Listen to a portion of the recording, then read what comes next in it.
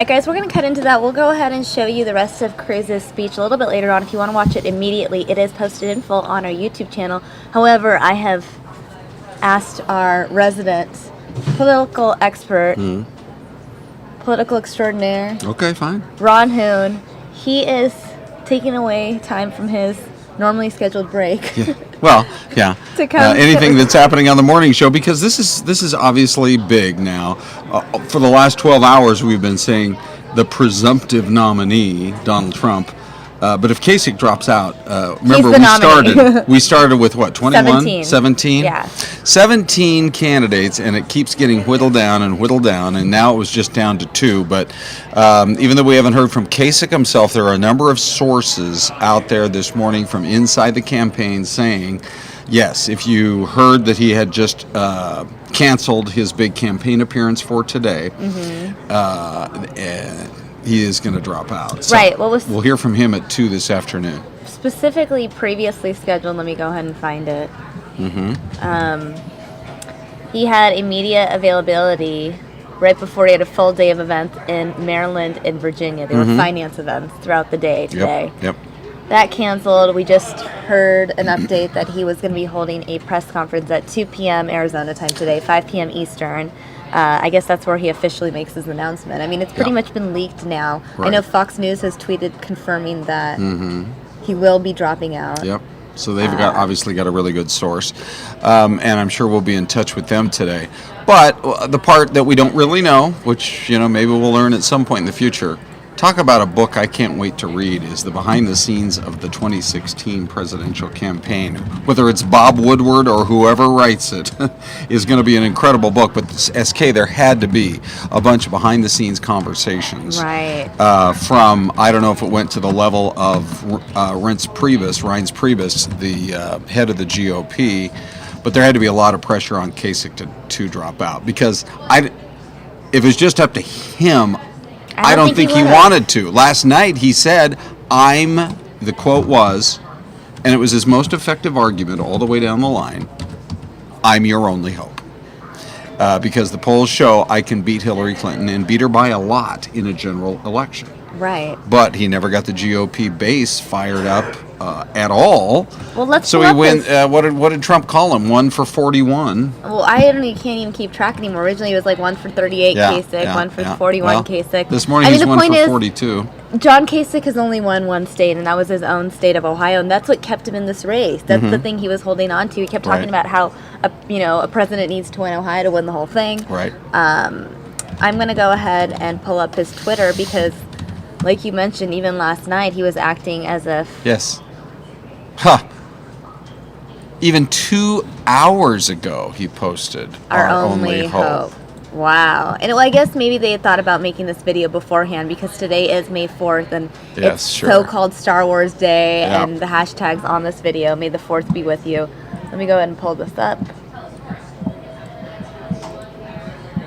All right. So. Oh, look what they did.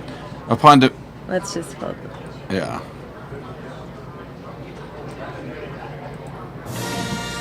It's 2017. It's the same approach the Boston Globe took, which was a little questionable, honestly. But you could sure expect to see a campaign do it. Right. And they're saying, okay, so if Trump wins in the largest landslide since '84, President Hillary Clinton names Elizabeth Warren to the Supreme Court. Yeah, they had this set and ready to go. And he had they must have been ready for a while for Cruz to potentially drop out.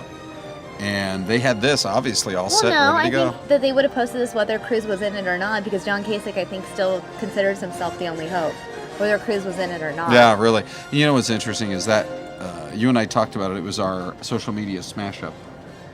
Squabble. Yesterday. How did that play with voters and the public at large just watching what John Kasich or what Donald Trump supporters did to Ted Cruz? I think Ted Cruz thought he could reason with them, and I have to believe that he went home that night, and between the conversations he was having with his wife and maybe other campaign advisors, these campaigns are so grueling and they're psychologically demanding. And if Right. you're not winning, there have to be so many moments along the way where you look at and say, what am I even doing? Well, I mean, people always look at Rubio. I mean, he has more delegates than Yeah. John Kasich, Yeah. but he got out last month. And that's a great point. And did you see when the first time he went before the cameras back when he was back on Capitol Hill, he seemed so almost depressed, almost bummed out, not like his usual buoyant self. And we forget that how much time and effort and 18-hour days and phone calls and fundraising and hopping on planes and staying in La Quinta Inns and everything is going Exhausting. on. It is so exhausting, and you invest so much. You visualize yourself winning. Every person who enters it visualizes themselves winning, and then when it's ripped away from you, and you have to come face to face with the facts that the people don't want you. I think it's really hard on these guys. I mean, look at, did you see the Jeb Bush interview a few days ago? His first major public interview since dropping out of the race. He still seems like, like he's in a fog. Well, think about it. in a I mean, haze. all of like the early portion of last year. I mean, everyone just thought it was going to be Clinton versus Bush. Everyone just assumed that this was Jeb's Sure, time. right. Yeah, but you know what? And Donald Trump came in and completely took that away from him. It is and this is kind of my main point today, as I figured we're going to spend some time talking politics, this was the ultimate year for an outsider. People are so fed up with everything that's been happening in Washington, and they're fed up with their local economies. They see jobs disappearing. They see the good-paying jobs disappearing, and now you got to work 2 part-time jobs, Right. and you don't have health benefits, and people are so fed up and so frustrated.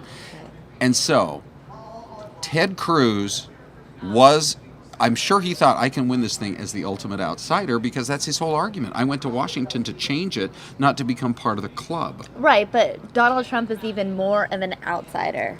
Exactly. By the way, I'm just seeing this tweet right now. Okay. I also see a tweet coming in from Rachel. She's asking a question for us. But Uh-huh. Montel Williams apparently tweeting 2 minutes ago, hashtag RIP GOP. John Kasich was, in my view, the party's last hope. Because I know that Montel had come out Yes. and publicly endorsed John Kasich. Yes. A lot of people, Yeah. you know. Well, he's not the first guy saying that this morning. The front page of the New York Daily News, Oh, right. I believe, has a coffin and a symbol of the Republican Party dead in the coffin, saying we're witnessing the end of the Republican Party. So it's hyperbole like you've never seen before. Right. Well, no, like we've seen plenty before. There it is. Yeah, you can pull it up right here. And this is the party of Abraham Lincoln and everything else. But the simple fact is that despite what elites in the media in New York might think, you go outside of the major cities on the East Coast and the West Coast, and a few other large metropolitan areas, there are thousands of small to medium-sized towns where people are so frustrated about the lack of good jobs. And Donald Trump, not only did he occupy the space that Cruz wanted, but Trump was more effective out of being the outsider, because obviously he is. But number 2, he honed in on his message and never stayed untrue to it at any point. Sure, he had lots of other controversial remarks that have people nervous inside the GOP, but like his speech last night, we are going to bring those jobs back. And if more of these companies, and it just played into his hands, Carrier in Indiana that very week announced that they're going to close down a factory and ship all those jobs to Mexico. He says it's just not going to happen anymore. And if it does, the consequences will be severe for those companies. People really do. I think a lot of people felt they've been sold a bill of goods that free trade would be good. Free trade is really good for California and for the ports along the West Coast and the East Coast. But you're saying Middle America. Middle America, not so much. And Middle America, that's where a lot of the people are fed up. That's exactly right. And so that part of it is also really fascinating, SK. And then I got to go back onto our morning show. But we do have a question from Rachel, though. Does okay. Kasich dropping out mean that anti-Trump Republicans vote might go to the Democratic nominee? It's interesting Rachel brings it up because there were tweets from people over the last couple of days, people that are known to be Republicans that have posted things like, I'm with her. Yeah, I was going to say that's the hashtag that's out there this morning is hashtag I'm with her. And there are even some, fairly prominent Republicans, not that you would know in terms of like a senator yet or anything like that. But if you have the Koch brothers giving that interview a week ago where they said, well, maybe we'll think about Hillary Clinton. I mean, that's pretty eye-opening. And, yeah, you have some other movers and shakers. Well, Rachel's saying the anti-Trump Republicans vote might go to the Democratic nominee. She's saying the Democratic nominee. I think there's a big difference between Hillary Clinton and Bernie Sanders. Sure. Do you think that if it were Bernie versus Trump, the anti-Trump types would vote for Bernie Sanders? Yes, do you think they'd sit out? What do you think would happen? I do, because Hillary Clinton learned from her husband, Bill Clinton, that if you moderate yourself when you're in the general election, and even as you serve as president, because Bill Clinton was a Democrat, but not the most liberal Democrat in the history of the Democrats. So I think a lot of people look at her and say she probably would move to the middle a little bit. Right. She's fairly hawkish. No, but I mean, on the military, for example, there are certain areas where people could find themselves supporting her in the middle. Bernie Sanders is never going to go to the middle. That's what I mean. Never going to go to the middle. So would they rather have, like, people who are traditionally Republican but maybe aren't fans of Trump? Yes. Are they going to vote for Bernie Sanders? Nope. Exactly. That's my point. It's Hillary Clinton that they could see themselves aligning with. Correct. But not so much a Bernie Sanders, is my assumption, at least. In the Clinton era, the first Clinton era, and we may be about to head into the second Clinton era, the word was triangulate. And Bill Clinton perfected it, which you visualize a triangle and you're moving along the sort of the lines of the triangle to try to move across and bring more people into your sort of base of support, so that you don't just